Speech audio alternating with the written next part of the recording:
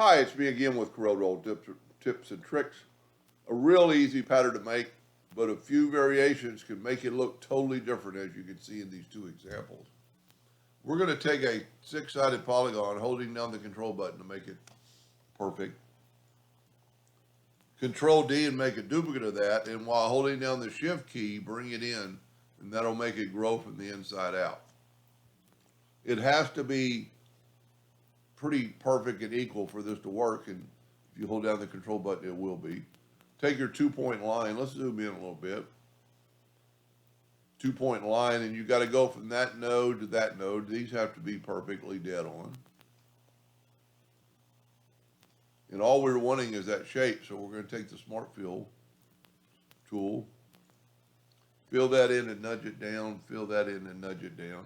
Then just select one of them and get your interactive fill tool and go from there to there. And I like the red and yellow one, so we're going to go red and yellow. And you could clean it up a little bit. I didn't have it perfectly on the lines. And now it would be nice to use the interactive or the attribute eyedropper tool, or you could mirror it. But on this case, we're gonna do it like I did the other one. Interactive fill, we're gonna go uphill, and we're gonna make this yellow and this red. So we have two different opposite patterns. Now I'm gonna nudge them down a little bit so I can group them together.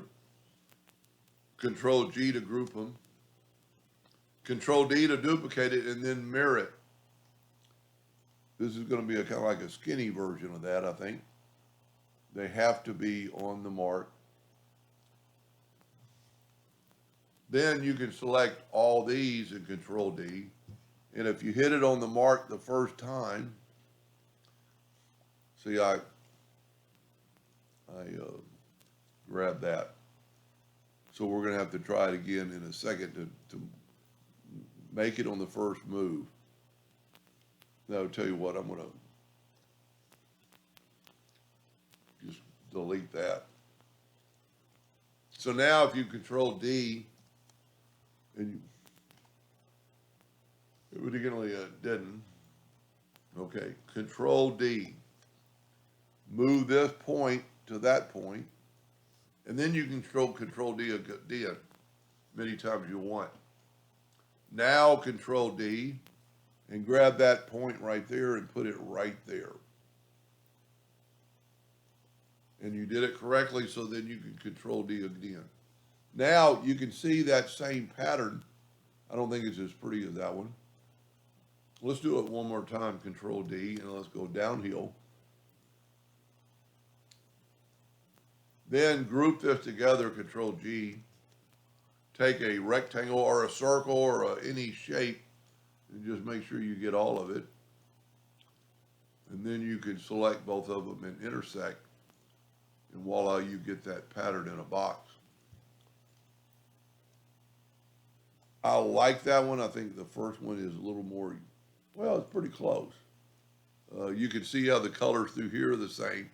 And it's just because the way I did it. Let's back up a little bit.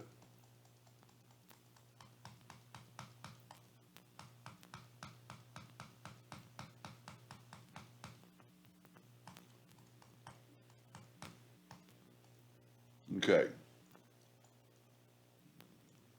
Need to go back one more time.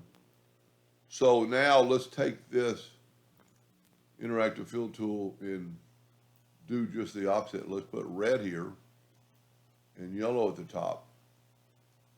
So now we're going to get a whole different look. Control G to group it, Control D to duplicate it, mirror it, put that X right there. Control D, and you can go either way. You could go downward first or sideways. I find it easier to do it this way. Let's get rid of that. And you're going to get a total different look. I'm going to grab the third point this time and put it there. Doesn't really matter. You're going to lose that point up top. And when you do what I just did, you had to back up and start over. Well, a lot of times Control D won't work. Now you could actually group this together, Control G, and you could rotate a little bit because we're going downhill. And you're going to get a total different look. You're going to get a look more like that blue one.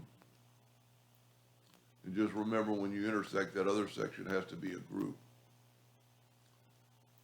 So there's two different looks with almost the exact same pattern. I mean, this looks totally different. Kind of blends in the middle, and this almost looks like a bunch of ropes and a bunch of spiral bolts that are hot. So these two are kind of identical in their pattern. Anyway, a little fun project. Hope that helped. Thank you for watching.